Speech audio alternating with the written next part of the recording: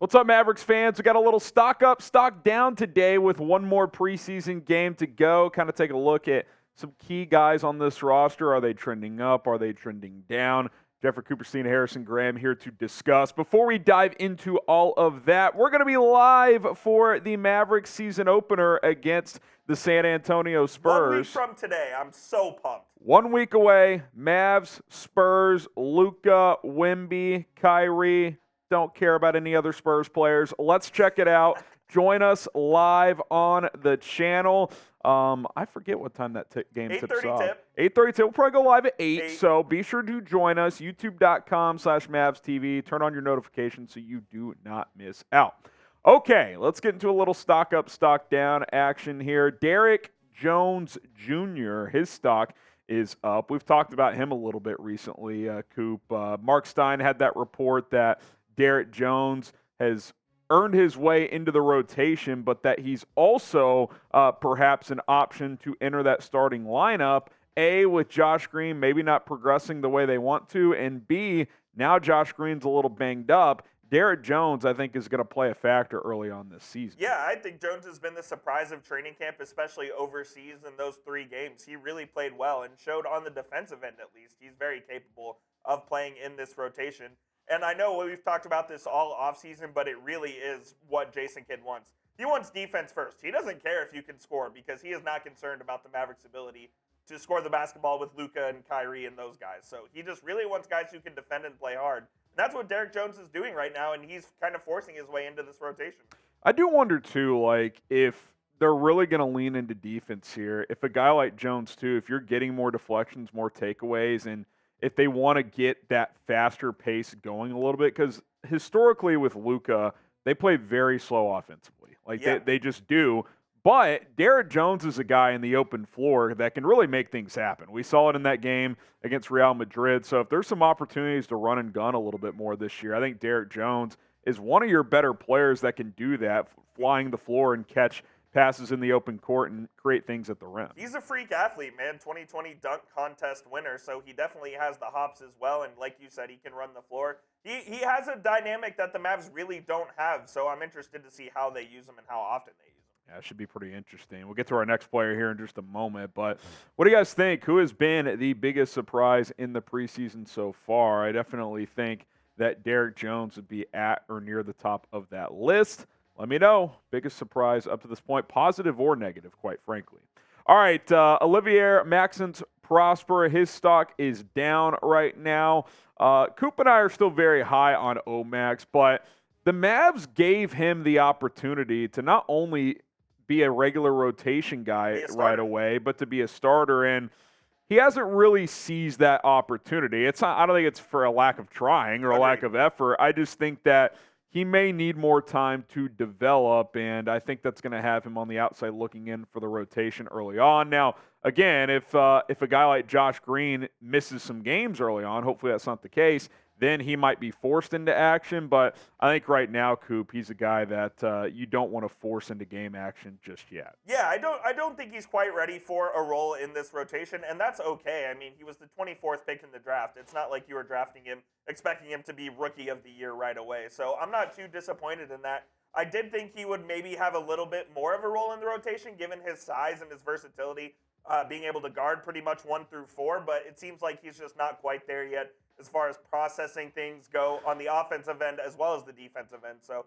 that's something that'll come with time, and maybe as the season goes on, Omax will increase in his playing time. Yeah, and look, that's what I hope for. I think he's a guy that's got big potential. I mean, I think he's a longer Dorian Finney-Smith with more upside if he reaches that potential. Yeah, he's coming into the league more polished than Dorian Finney-Smith was. I mean, the Mavericks had to completely rework Dorian Finney-Smith's shot, and they had to work with him, constantly. Finney-Smith, I will say, his rookie year, he was kind of forced into a starting role right away and played a lot. So I wonder if the same will be for Omax if he ends up playing a lot. But he's just not quite ready to be that guy the Mavs need him to be right now. We'll continue with stock up, stock down in a moment. But first, time to tell you guys about Prize Picks. Guys, I'm so glad to be playing Prize Picks. Daily fantasy sports is just fantastic. And look, sometimes you get in these season-long fantasy sports leagues and your teams, you're just out of the hunt very early. Well, that's where daily fantasy, that's where Prize Picks comes into play. And I'll tell you what, once NBA season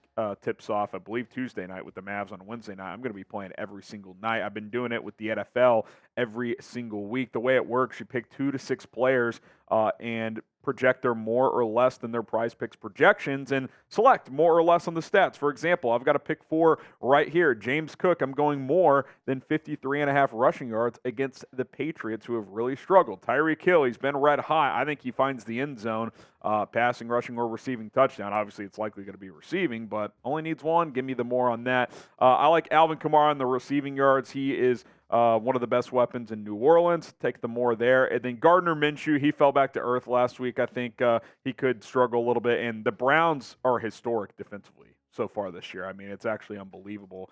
So give me the less than on the yards as well. You can win up to 25 times your money if you do pick up to 6 players. 2 to 6 players, the more players on any given entry, the more money you could win. PrizePicks.com/CLNS. Use code CLNS. They'll give you a deposit match up to $100. Okay, let's go to Dante Exum. If you want to circle back to the biggest surprise of camp so far, you could certainly throw Dante Exum into that category. I think him and Derrick Jones would be at the top of that list, Coop. But I think Exum's a guy who's going to be in the rotation early. Yeah, Jason Kidd is a big fan of Dante Exum. We kind of talked about that yesterday. He has the size to be able to play.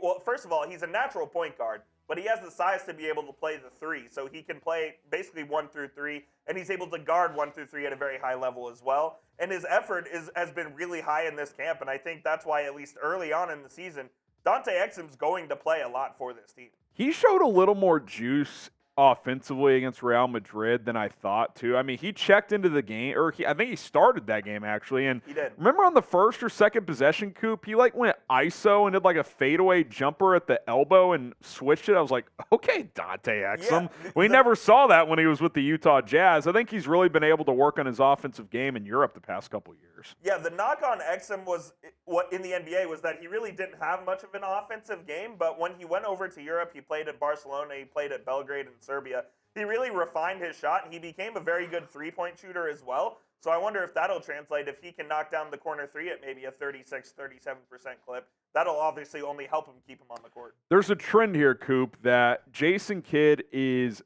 valuing guys who are playing hard and playing defense and who have versatility. He does not care if you can't score the basketball. He knows they're going to be able to do that with Luka, Kyrie, Tim, Hardy, whoever else. Yeah. They're going to be able to score points. It's a matter of can they guard people. They could not last year. Is that going to change this year? That's to be determined.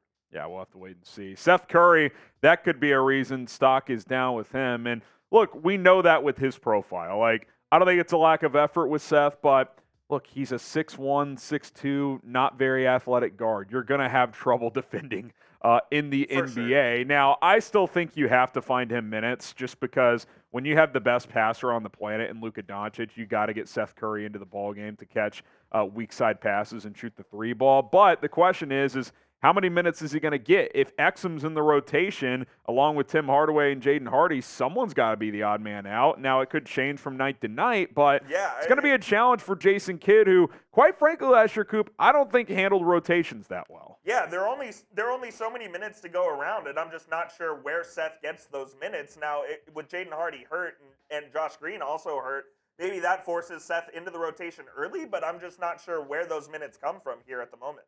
Yeah, well, it'll be very interesting. I still think you got to get him out there with how good of a shooter he is. But, again, if they're going to lean heavily into defense here, then I think it's going to be a challenge at times for Seth Curry to get consistent minutes. Now, if you're picking one guy that's in the rotation and one guy that's not, who are you picking? You picking Dante Exum? You picking Seth Curry?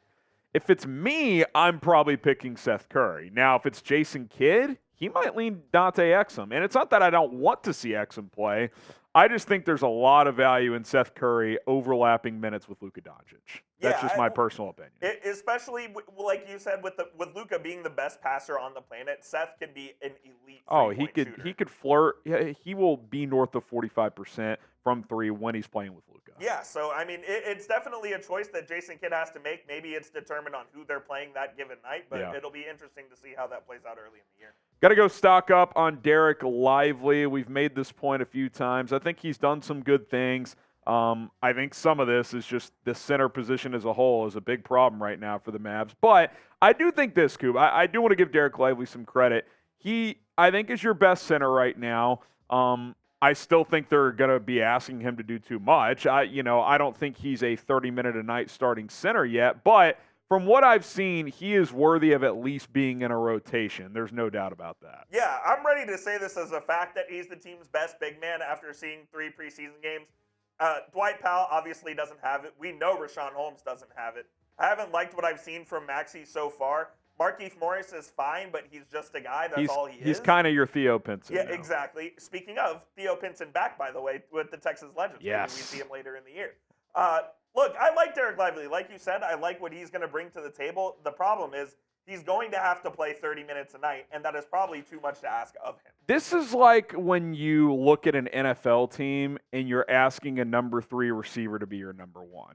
Yes, he's worthy of being on the field. He's worthy of getting snaps, but you're asking him to be something he's not capable of, at least at this point. Look, I would love for Dereck Lively to prove me wrong. I would love for him to really challenge Victor Wembanyama on opening night. I'm not saying he'll never win a single rep against Wemby in a week, but if you're asking me right now what I think is going to happen against the Spurs, I think Wemby is going to have his way. I just do. I mean, that is a major ask for Dereck Lively, and I do wonder, and we saw a little bit of this against Real Madrid, if you're going to have to play some zone if Wemby is just dominating early. Like, I don't know what you do there. I was kind of brainstorming this number. You can tell me if this is off or not, but I kind of see him starting around 55 games this year. I still think Dwight Powell will get into the starting lineup at some point, whether you like it or not. So give me a more or a less on 55.5 starts for Lively, M for more or L for less. I think it's going to be more, but it may not be much more. Yeah, shout out Prize Picks, more or less. Get started with Prize Picks today. But, I think it's if you're telling me they don't trade for a center, I'd probably go more. Now, I think that's a good number. Guys get hurt in this league. He could hit a rookie wall. Jason Kidd might change things up. But I'll say this. If they do not make a trade for a notable starting center, I would probably take more on this, even if he does miss some time with an injury at some point. Yeah, well, it took them about 3 games last year to make a change at center due to JaVale McGee just being awful. Remember?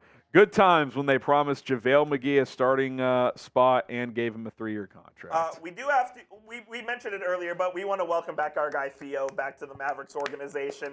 The vibes are immaculate. Theo Pinson back with the Legends.